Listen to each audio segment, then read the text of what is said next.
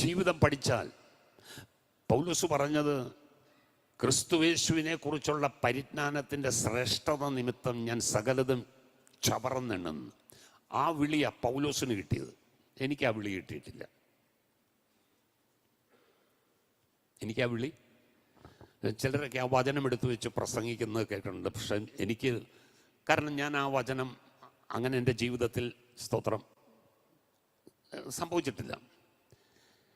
അങ്ങനെയായിരുന്നു. പിന്നെ ഞാൻ AC കാർ ഉപയോഗിക്കത്തില്ലല്ലോ, കോൺക്രീറ്റ് വീട് കാണത്തില്ലല്ലോ, ബാങ്ക് അക്കൗണ്ട് കാണത്തില്ലല്ലോ. സകലതും ഉപേക്ഷിച്ച് 9.5 കോടി പൊന്നിൻ്റെ സ്വത്തുള്ളവൻ കംപ്ലീറ്റ് കളഞ്ഞു. പൗലോസ് കയ്യിൽ എത്ര പൈസയുണ്ട്? ഒന്നുമില്ല. എങ്ങനെ ജീവിക്കും? കർത്താവ് നടത്തും. എത്ര പേർ ഡ്രസ്സുണ്ട്? ഒന്നുമില്ല. ഒറ്റ കാര്യം അറിയാം, കുറച്ച് ചർമ്മലിഖിതമുണ്ട്, പേനയുണ്ട്, ഒരു പുതപ്പുമുണ്ട്. അവസാനം പുള്ളിയുടെ സമ്പാദ്യം ഏതാണെന്ന് ചോദിച്ചു കഴിഞ്ഞാൽ അതേ ഉള്ളൂ. പക്ഷെ ഇതൊക്കെ പ്രസംഗിക്കുന്നവരുടെ ജീവിതത്തിലോ? ഞാൻ പറഞ്ഞ ആ ഒരു കോൾ എല്ലാവർക്കും ഉള്ളതല്ല. അത് പൗലോസിനുള്ള കോളാണ്. വിളി വ്യത്യാസമുണ്ട്, വിളി വ്യത്യാസമുണ്ട്. സ്തോത്രം. ഇന്നാ വിളി അനുസരിച്ച് ജീവിക്കുന്നവരില്ലേ? ഉണ്ട്. എന്താ അത്? ദൈവം ഒരു വെളിപ്പാട് കൊടുത്തു നോർത്ത് ഇന്ത്യയെ കുറിച്ച്. വേദപുസ്തകം എടുത്തു, ഒരു പെയർ ഡ്രസ്സും എടുത്തു, ബാഗും എടുത്തു, നേരെ പോവുക. എങ്ങോട്ട്? നോർത്ത് ഇന്ത്യയിലേക്ക്. 2 ആഴ്ച വിസിറ്റ് ചെയ്യാനല്ല, 1 മാസം പോയി കറങ്ങാനല്ല. സ്തോത്രം.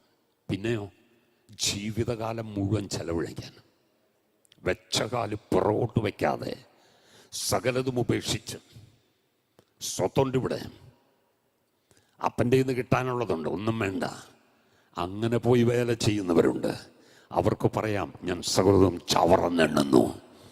സ്തോത്രം. ഹല്ലേലൂയ. പൗലോസ് വല്ലോ ഡിഗ്രിയുടെ കാര്യം പറഞ്ഞോ? ഒന്നും പറഞ്ഞില്ല. ഗമാലിയലിൻ്റെ പാദപീഠ ഇരുന്ന് പഠിച്ചവനാ ഞാൻ, എന്നോട് തർക്കിക്കാൻ വരുന്നു എന്നൊക്കെ പറഞ്ഞോ? ഇല്ല, ഒന്നും പറഞ്ഞില്ല. 8-ാം നാളിൽ പരിച്ഛേദനയേറ്റവനെന്ന് പറഞ്ഞോ? പറഞ്ഞില്ല. ഇസ്രായേൽ ജാതിക്കാരനെന്ന് പറഞ്ഞു, റോമ പൗരനെന്ന് പറഞ്ഞു. ഹല്ലേലൂയ. സ്തോത്രം. ന്യായപ്രമാണത്തിലെ നീതി സംബന്ധിച്ച് ഒരു കുറ്റമെങ്കിലും പറയാവോ? ഇങ്ങനെ വല്ലതും പറഞ്ഞു? ഒന്നും പറഞ്ഞില്ല. ഇതൊക്കെ എനിക്ക് ക്ലെയിം ചെയ്യാവുന്ന കാര്യങ്ങളാണെങ്കിലും അതെല്ലാം ഞാൻ കളഞ്ഞു. ഞാൻ ആരാ? പാപികളിൽ ഒന്നാമൻ. എന്നോട് കരുണ കാണിച്ചൊരു കർത്താവ്.